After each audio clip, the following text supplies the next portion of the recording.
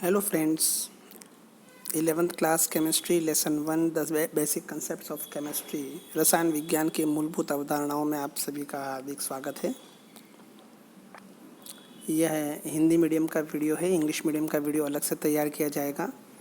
और इससे पहले हम 3 टॉपिक पढ़ चुके हैं। फर्स्ट वीडियो में इंट्रोडक्शन ऑफ केमिस्ट्री और भारतीय वैज्ञानिकों का रसायन विज्ञान में योगदान सेकेंड, और the third last was importance of chemistry, रसायन विज्ञान का महत्व। आज हम चौथा इम्पोर्टेंट टॉपिक कर रहे हैं जिसका नाम है द्रव्य की संरचनात्मक इकाइयाँ। तो हम शुरू करते हैं आज का टॉपिक। द्रव्य का मतलब, द्रव्य देखना, यहाँ पर द्रव नहीं है, द्रव्य है। द्रव्य होता है पदार्थ, मैटर, इंग्लिश में कहते हैं इसे मैटर, है ना। कोई भी पदार्थ, चाहे वो किसी भी अवस्था में हो, चाहे वो सॉलिड हो, लिक्विड हो, गैसियस हो, प्लाज्मा फॉर्म में हो, किसी भी फॉर्म में हो, वो द्रव्य कहलाता है ना। तो द्रव्य और द्रव अलग अलग समझना है ना। द्रव तो एक उसकी स्टेट है, लेकिन द्रव्य वो स्वयं है। तो द्रव्य का मतलब होता है कोई भी पदार्थ। अब आपको कोई पूछे पदार्थ किसे कहते हैं, व्हाट इज़ द मैटर?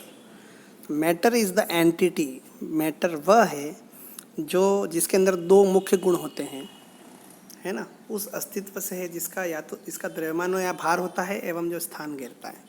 एक तो जिसका द्रव्यमान होता है, जिसके अंदर कुछ न कुछ द्रव्य की मात्रा होती है, और जो कुछ न कुछ स्थान घेरता है ना। अब ये बहुत बड़े आकार का भी हो सकता है, बहुत सूक्ष्म भी हो सकता है। इसलिए हमने कई जगह मैक्रो और माइक्रो पार्टिकल्स पढ़े हैं, ठीक है ना। तो वो एक बहुत अलग मैटर है। फिजिक्स में देखोगे आपको सब मैक्रो सिस्टम मिलेगा, सब बड़ी बड़ी वस्तुएं मिलेंगी, ग्रह, उपग्रह, चंद्रमा, पृथ्वी, सौरमंडल, है ना, बहुत बड़ी ट्रेन, बहुत बड़ा पत्थर। केमिस्ट्री में जाओगे आपको सब माइक्रो पार्टिकल्स मिलेंगे, परमाणु, अणु, आयंस। तो ये सारी चीज़ें हैं। तो मैटर यानी पदार्थ वह होता है जिसके अंदर कुछ न कुछ भार होता है, द्रव्यमान होता है, या एवं जो स्थान घेरता है, कुछ न कुछ उसका वॉल्यूम होता है, ठीक है। अब यहाँ पर हमने मोटे मोटे रूप में द्रव्यमान और भार, मास और वेट को एक ही लिया है, माना है। लेकिन ये अगर हम गहराई में जाएंगे तो ये दोनों अलग हैं। द्रव्यमान होता है द्रव्य की मात्रा, उसका मान, और भार होता है वेट। जिस बल से पृथ्वी किसी वस्तु को अपनी ओर आकर्षित कर रही है वह कहलाता है उसका वेट। तो अब ये जो मैटर है या जो द्रव्य है, ये किससे बना होता है, इसकी स्ट्रक्चरल यानी इसकी संरचना किससे बनी होती है, कौन सी ऐसी यूनिट हैं, कौन कौन सी ऐसी इकाइयाँ हैं जिनसे ये मिलकर के द्रव्य बनता है, उन इकाइयों के बारे में हम आज विस्तार से पढ़ेंगे। उसके बाद हम द्रव्य कितने प्रकार के होते हैं वो सब पढ़ेंगे, ठीक है। तो जो छोटी छोटी इकाइयाँ जो आपके अक्सर बार बार आपने इनके बारे में सुना भी होगा, लेकिन अपन आज डिटेल में पढ़ेंगे। आपने 9th-10th में भी पढ़ा होगा इनके बारे में, 8th में भी पढ़ा होगा, लेकिन आपने कभी इतना गहराई से विचार नहीं किया होगा, है ना। तो सबसे पहली जो यूनिट है इम्पोर्टेंट, उसका नाम है परमाणु, और इसको कहते हैं हम एटम। एटम शब्द एटोमोस से बना है, जिसका अर्थ होता है जिसे काटा नहीं जा सकता। तो हम एटम किसको कहेंगे? अगर हम पदार्थ को छोटे से छोटे कण में बांटते जाएं, तो वो अंतिम ऐसा कण जिसको और अधिक नहीं बांटा जा सकता या जिसे और अधिक विभाजित नहीं किया जा सकता, वह कहलाता है परमाणु, एटम कहलाता है, ठीक है। तो परमाणु वह सूक्ष्मतम कण है जिसे और अधिक विभाजित नहीं किया जा सकता। प्रत्येक पदार्थ में एक स्थिति ऐसी आएगी कि जब उसे और अधिक विभाजित नहीं किया जा सकता, ठीक है। दूसरा, परमाणु वह सूक्ष्मतम इकाई है जो रासायनिक संयोग में सक्रिय रूप से भाग लेती है, ठीक है। क्योंकि ये दूसरी परिभाषा हमको क्यों देनी पड़ी? क्योंकि आगे जाकर के परमाणु को विभाजित किया जा सका, प्रोटॉन में, न्यूट्रॉन में, इलेक्ट्रॉन में। उसके अंदर भी अलग अलग प्रकार के पार्टिकल्स पाए गए, स्पेशल टाइप ऑफ स्ट्रक्चर मिली उसकी। तो उसकी एक हमको अलग परिभाषा देनी पड़ी कि परमाणु वह स्मॉलेस्ट यूनिट है जो किसी भी केमिकल रिएक्शन में एक्टिवली पार्टिसिपेट करती है, भाग लेती है, सक्रिय रूप से भाग लेती है, उसे हम परमाणु कहते हैं, ठीक है। अब आप कहोगे कि इसको हम पहचानेंगे कैसे? तो इसको, परमाणु को हमेशा एक इंग्लिश लेटर से शुरू में हमने इनको प्रदर्शित किया, यानी जितने भी तत्व हैं, हमने आवर्त सारणी में आपने तत्व देखे होंगे, वो सारे परमाणु रूप में हैं। किस रूप में है? परमाणु रूप में। यानी परमाणु हमेशा एक अकेला होगा। अगर वो एक से अधिक उसकी संख्या हुई तो वो परमाणु परमाणु नहीं रहेगा, वो अणु बन जाएगा, मॉलिक्यूल बन जाएगा। ठीक है ना। तो यहाँ पर हम एग्जाम्पल ले रहे हैं हाइड्रोजन, ये ऑक्सीजन, ये नाइट्रोजन, ये कॉपर और ये सोडियम। यहाँ पर हमने परमाणु का अलग अलग साइज़ बताया है। कलर भी अलग अलग इसलिए बताया है कि इनकी प्रकृति अलग अलग है, नेचर अलग अलग है, इनके गुण अलग अलग हैं। ठीक है ना। तो ये है परमाणु। ठीक है। तो जितना भी आपको समझ में आया आप इस ज्ञान को संभाल के रखिए। जैसे जैसे हम आगे बढ़ते जाएंगे आपके ज्ञान में दूसरा ज्ञान, नया ज्ञान जुड़ता जाएगा और आप एक नए व्यक्ति बन जाएंगे। फिर आप वापस इन चीज़ों को पढ़ेंगे तो आपका बिल्कुल नज़रिया बदल जाएगा। ठीक है ना। बिल्कुल आपका अप्रोच जो है पढ़ने की बिल्कुल चेंज हो जाएगी, सोचने की क्षमता बिल्कुल बदल जाएगी। परमाणु के बारे में मेरे ख्याल से आपको समझ में आ गया होगा। अब हम आते हैं आगे मॉलिक्यूल यानी अणु के ऊपर। ठीक है। एक से अधिक परमाणु मिलकर के अणु का निर्माण करते हैं। एक से अधिक परमाणु मिलकर के अणु का निर्माण करते हैं। ठीक है। अब ये परमाणु एक जैसे भी हो सकते हैं और अलग अलग भी हो सकते हैं। यानी अणु जो है, अणु हमेशा एक से अधिक परमाणु से मिलकर के बनेगा, लेकिन ये कोई ज़रूरी नहीं है कि वो दोनों पर एक से अधिक परमाणु जो भी हैं, 2 भी हो सकते हैं, 3 भी हो सकते हैं, 4 भी हो सकते हैं। यानी अणु कई प्रकार के होते हैं, द्विपरमाणु, डाईएटोमिक, ट्राईएटोमिक, है ना। तो द्विपरमाणु, त्रिपरमाणु, चतुर्परमाणु, ऐसे बहुत सारे मॉलिक्यूल्स होते हैं। लेकिन उनके अंदर जो परमाणु हैं वो एक जैसे भी हो सकते हैं और अलग अलग भी हो सकते हैं। ऐसा कोई ज़रूरी नहीं है कि वो परमाणु किसी भी एक प्रकार के होंगे, अलग भी हो सकते हैं, कहलाएगा वो अणु ही। ठीक है। देखिए जैसे ऑक्सीजन के अंदर दोनों परमाणु ऑक्सीजन के हैं, नाइट्रोजन के अंदर दोनों परमाणु नाइट्रोजन के हैं, लेकिन H2O के अंदर हाइड्रोजन भी है और ऑक्सीजन भी है, CO2 के अंदर कार्बन भी है और ऑक्सीजन भी है। तो आप देखिए यहाँ पर बहुत इम्पोर्टेंट चीज़ है कि ये O2 जो बन रहा है वो एक ही प्रकार के परमाणुओं से मिलकर के बन रहा है अणु। ये H2O बन रहा है, इसमें 2 प्रकार के परमाणु, हाइड्रोजन और ऑक्सीजन। CO2 कार्बन डाइऑक्साइड के अंदर भी 2 प्रकार के परमाणु है, कार्बन और ऑक्सीजन। ठीक है। तो मॉलिक्यूल के अंदर पहली शर्त ये है कि एक से ज़्यादा एटम होने चाहिए, चाहे वो कोई भी हो। हमको संख्या से मतलब है, एक से ज़्यादा है इसका मतलब वो मॉलिक्यूल है। बस इतना सा ध्यान रखना है। ठीक है। अगर आपको कोई पूछे मोटे मोटे रूप में कि atom, what is the basic difference between परमाणु और अणु, ये तो केवल एक बात होगी ना, तो हम इनको देख सकते हैं, कर सकते हैं। तो हम इनमें अंतर को और अधिक स्पष्ट कैसे करें, तो हम सीधी सी बात है, एक छोटा सा एग्जांपल लेते हैं अपन, H2O। ठीक है। H2O किसका फॉर्मूला है? वाटर का, जल का, है ना, जल का। तो वाटर को अगर हम छोटे से छोटे कण में बांटते जाएं, एक कंडीशन ऐसी आएगी कि सबसे छोटी बूंद एक ऐसी आएगी या सबसे छोटा कण एक ऐसा आएगा, ऐसा पार्टिकल आएगा जिसके अंदर जल के सारे गुण विद्यमान होंगे, सारे के सारे उसकी प्रॉपर्टीज़ होंगी, मतलब वो जल ही होगा। उसको तो हम कहते हैं मॉलिक्यूल। अब उस मॉलिक्यूल को भी अगर हम और अधिक विभाजित कर दें तो हाइड्रोजन अलग और ऑक्सीजन अलग। अब हाइड्रोजन में भी जल के गुण नहीं हैं और ऑक्सीजन में भी जल के गुण नहीं हैं। आया समझ में? यानी कि जो मॉलिक्यूल रहता है उसमें उस पदार्थ के गुण विद्यमान रहते हैं और एटम के अंदर उस पदार्थ के गुण विद्यमान नहीं रहते हैं। बस ये बात आपको मैं जो कहना चाह रहा था वो इम्पोर्टेंट है। तो अणु पदार्थ का वह सूक्ष्मतम कण है जिसमें पदार्थ के गुण विद्यमान हो, जबकि परमाणु वह सूक्ष्मतम कण है जिसमें पदार्थ के गुण विद्यमान नहीं होते हैं। ये बहुत ही इम्पोर्टेंट चीज़ है, छोटी सी लग रही है लेकिन बहुत ही एक्सेप्टेबल है और इंटरेस्टिंग भी है। ठीक। तो परमाणु और अणु आपको समझ में आ गया। परमाणु सबसे छोटा कण जिसमें पदार्थ के गुण विद्यमान नहीं होते, जिसे और अधिक विभाजित नहीं किया जा सकता, जो रासायनिक अभिक्रिया में भाग लेता है, वो सबसे स्मॉलेस्ट यूनिट है। अणु एक से अधिक परमाणु मिलते ही अणु बन जाता है। वो परमाणु एक ही प्रकार के भी हो सकते हैं और अलग अलग प्रकार के भी हो सकते हैं, उससे कोई मतलब नहीं, हमको संख्या से मतलब है। अब हम आते हैं तीसरी इंपॉर्टेंट स्ट्रक्चरल यूनिट जो आपको बार बार आज जो हम पढ़ रहे हैं वो आपके बार बार आएगा। आप जब भी केमिस्ट्री पढ़ोगे आपके बार बार ये वर्ड आएंगे। कौन कौन से आएंगे? एटम, मॉलिक्यूल, एलिमेंट, कंपाउंड, ये सारे बार बार आपके वर्ड बुक में आएंगे। तब आपके कंसेप्ट क्लियर होने चाहिए कि एक्चुअल में है क्या। ठीक। अब आगे चलते हैं अपन। जो तीसरा हमारा स्ट्रक्चरल यूनिट है बहुत ही इंपॉर्टेंट, जिसका नाम है एलिमेंट, जिसको हम कहते हैं हिंदी में तत्व। तत्व वे पदार्थ हैं जिनमें एक ही प्रकार के परमाणु उपस्थित होते हैं। देखना समथिंग डिफरेंट है ना, क्योंकि आगे जाकर के अपन बहुत सारी चीज़ें सीख रहे हैं। एग्जाम्पल भी मैं दूंगा आपको अलग प्रकार का। तो आपने देखा होगा कि आवर्त सारणी में हमने विभिन्न तत्वों को व्यवस्थित किया है। तो आवर्त सारणी में आपने देखा होगा तत्व एक एक ही दे रखे हैं, उनके एक एक परमाणु ही दे रखे हैं हमने, है ना। तो जैसे hydrogen, helium, lithium, sodium, copper, ठीक है। परंतु तत्व आणविक रूप में भी हो सकते हैं, जैसे डाई हाइड्रोजन। आजकल देखो, हम जब पढ़ते थे तब हाइड्रोजन H2 को भी हाइड्रोजन कहते थे और H को भी हाइड्रोजन कहते थे, तो हम बहुत कंफ्यूज रहते थे। जैसे ही सर हमको कहते हैं हाइड्रोजन, तो हमारे दिमाग में हम कंफ्यूज हो जाते हैं, यार सर हाइड्रोजन परमाणु कह रहे हैं या हाइड्रोजन गैस H2 बोल रहे हैं, ठीक है।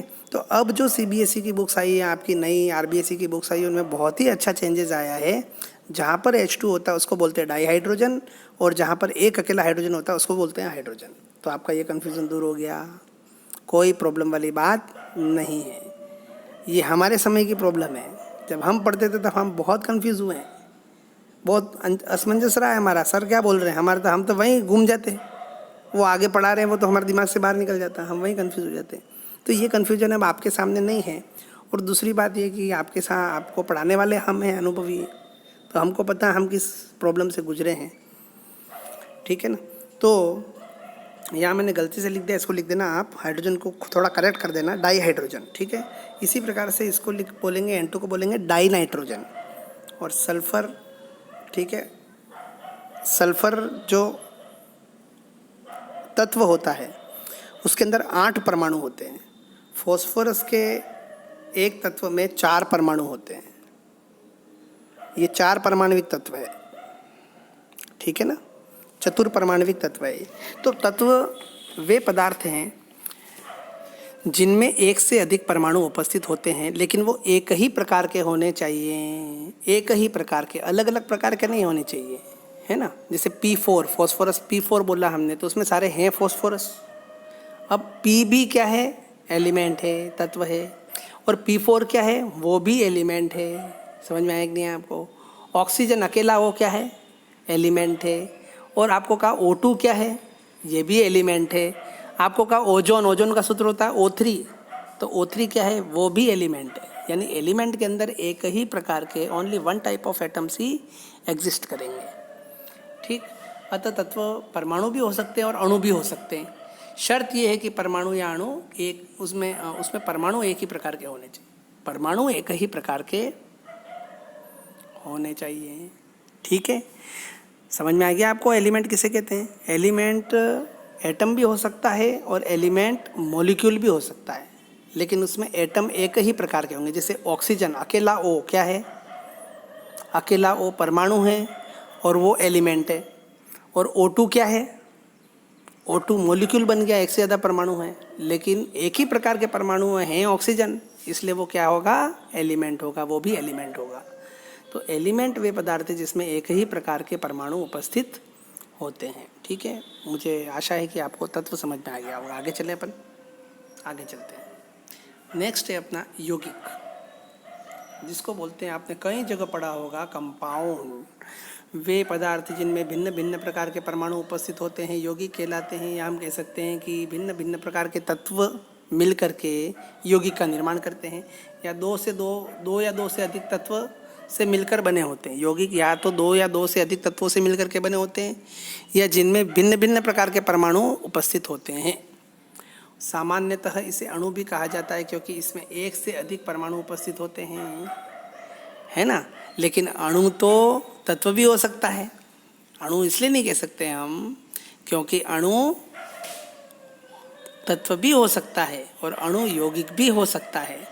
अगर एक ही प्रकार के एटम्स होंगे तो वो कहलाएगा एलिमेंट, अगर डिफरेंट टाइप्स ऑफ एटम्स होंगे तो वो कहलाएगा कंपाउंड। जैसे ऑक्सीजन मिलकर के O2 बनाते हैं तो ये है एलिमेंट, और हाइड्रोजन और ऑक्सीजन मिलकर के H2O बनाते हैं तो ये क्या है, कंपाउंड, ठीक है।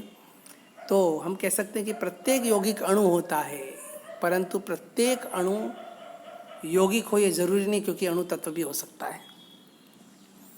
ठीक है, तो मोटे मोटे रूप में हम कह सकते हैं कि अणु किससे मतलब कंपाउंड किसे कहते हैं, यौगिक किसे कहते हैं, जिनमें भिन्न भिन्न प्रकार के तत्व उपस्थित हो, या दो से अधिक तत्व से मिलकर के क्या बनता है, यौगिक बनता है। ठीक है, तो अणु में यदि एक ही प्रकार के परमाणु उपस्थित हो तो वो तत्व कहलाता है, और अणु में भिन्न भिन्न प्रकार के परमाणु उपस्थित हो तो वो यौगिक कहलाता है। ठीक है, इसलिए किसी यौगिक को हम अणु नहीं कह सकते। तो आपको मेरे ख्याल से मोटे मोटे रूप में समझ में आ गया होगा कि ये चारों क्या हैं। ठीक है, वापस देख लेना एक बार। सबसे पहले अपन ने क्या देखा, परमाणु देखा। तो पदार्थ की सूक्ष्मतम इकाई जो एक अकेली हो, सक्रिय रूप से भाग लेती हो और जिसमें पदार्थ के गुण विद्यमान नहीं हो। ठीक है, अणु एक से अधिक परमाणु मिलकर के अणु का निर्माण करते हैं। एक से अधिक परमाणु मिलकर के ये परमाणु एक प्रकार के भी हो सकते हैं और भिन्न भिन्न प्रकार के भी हो सकते हैं।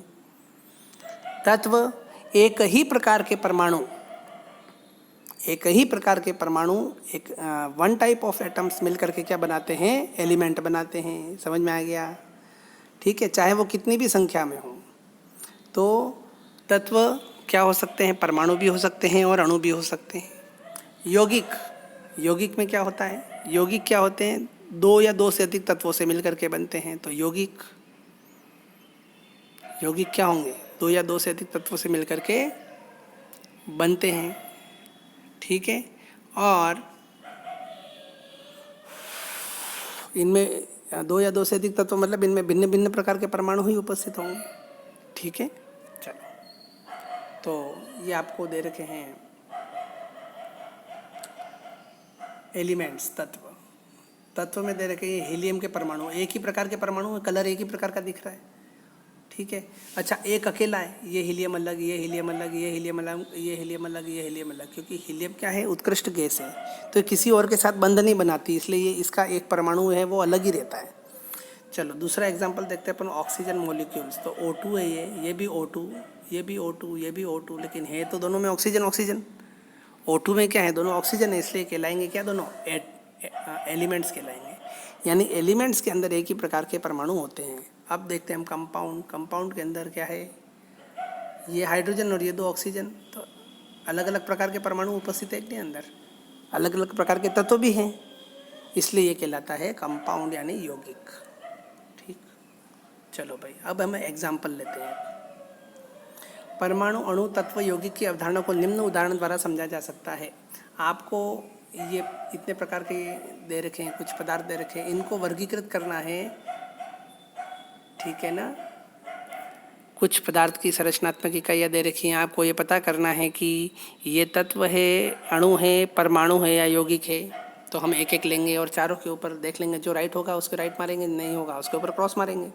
सबसे पहला एग्जाम्पल है आपका आयरन। आयरन एक अकेला है इसलिए परमाणु है, एक ही है, एक से अधिक नहीं है इसलिए अणु नहीं है। तत्व एक ही प्रकार के परमाणु से तत्व बनता है, यौगिक नहीं है, क्योंकि एक ही, Fe से ज़्यादा एक ही एटम है, और तत्व भी एक ही है, एक से अधिक तत्व हो तो यौगिक बनेगा ना। चलो दूसरा एग्जाम्पल लेते हैं, सेकंड एग्जाम्पल लेते हैं N2। N2 क्या है, N2 परमाणु है क्या, नहीं, क्योंकि इसके अंदर एक से ज़्यादा परमाणु है, तो अणु बन गया, तो परमाणु नहीं है, ये अणु है। अच्छा, तत्व है क्या, बिल्कुल है, क्योंकि दोनों नाइट्रोजन है इसलिए तत्व है। तत्व है तो यौगिक नहीं होगा। देखो, परमाणु है तो अणु नहीं होगा, और तत्व है तो यौगिक नहीं होगा। तीसरा एग्जाम्पल देखते हैं SO2। SO2 देखिए आप, SO2 को देखिए आप, ये SO2। ठीक,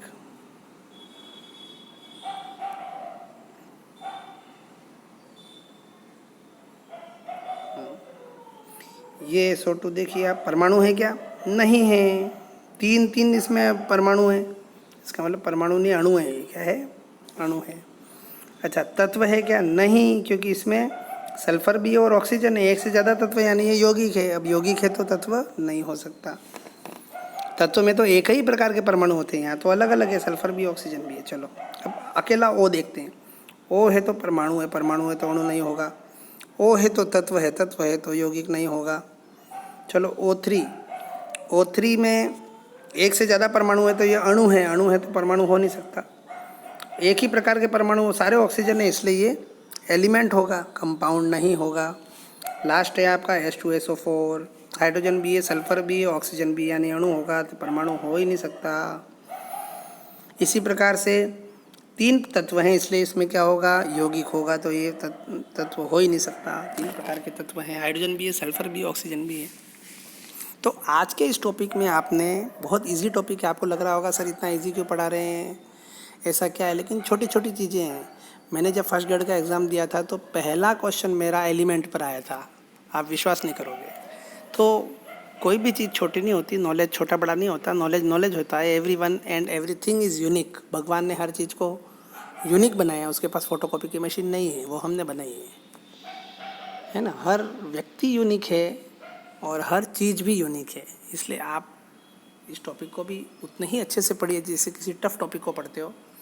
अब अपन इससे रिलेटेड क्वेश्चन आपको कौन कौन से करने हैं, तत्व एवं यौगिक में क्या अंतर है ये लिखना है। मैंने आपको कहा था नोट्स की कॉपी अलग बनाई है, क्वेश्चन की कॉपी अलग बनाई है, तो आप लिख देना, पढ़ करके लिखना है। आंसर सारे आपको मन से लिखने, चेक मैं करूँगा जब भी अपनी स्कूल खुलेगी या आप मुझे पर्सनल भेजोगे, जिस दिन मैं बोलूँगा उस दिन मैं चेक करूँगा, है ना। जिस दिन मैं बोलूँगा उस दिन, अब अभी मैं नहीं कर सकता तो नहीं बोलूँगा। परमाणु एवं अणु में मूलभूत अंतर क्या है, और प्रत्येक यौगिक अणु होता है परंतु प्रत्येक अणु यौगिक नहीं होता, इस तथ्य को उदाहरण द्वारा समझाइए। ठीक है, प्रत्येक यौगिक अणु होता है लेकिन प्रत्येक अणु यौगिक नहीं होता, क्योंकि अणु क्या हो सकता है, अणु का मतलब एक से अधिक परमाणु। एक से अधिक परमाणु अगर एक ही प्रकार के हैं तो वो तत्व भी हो सकता है, और अलग अलग प्रकार के हैं तो वो यौगिक होगा। इसलिए अणु यौगिक नहीं होता, ये इससे समझा लेना आप। और प्रत्येक यौगिक अणु होता है इसलिए होता है क्योंकि यौगिक बनता है एक से अधिक तत्वों से मिलकर के, है ना। और एक से अधिक तत्व मिलते ही एक से अधिक परमाणु हो गए तो वो अणु बन गया कि नहीं बन गया। तो आप दोनों चीज़ों को समझा सकते हो इजीली। मुझे आशा है कि आज का वीडियो आपको समझ में आया होगा, अच्छे से समझ में आया होगा। धीरे धीरे हम सरलता से कठिनता की ओर चलते जाएंगे। चैप्टर 1 में आपको लग जाएगा कि केमिस्ट्री का लेवल क्या है। अभी तो 26 टॉपिक पढ़ने हैं, अपन ने 4 टॉपिक किया है, 22 टॉपिक्स बाकी हैं। बेस्ट ऑफ लक, अच्छे से पढ़िए, मेहनत कीजिए। There is no shortcut of success. Success की कोई शॉर्टकट नहीं होती, केवल और केवल मेहनत ही एकमात्र विकल्प है। दूसरा आपके पास कोई ऑप्शन है नहीं। थैंक्स।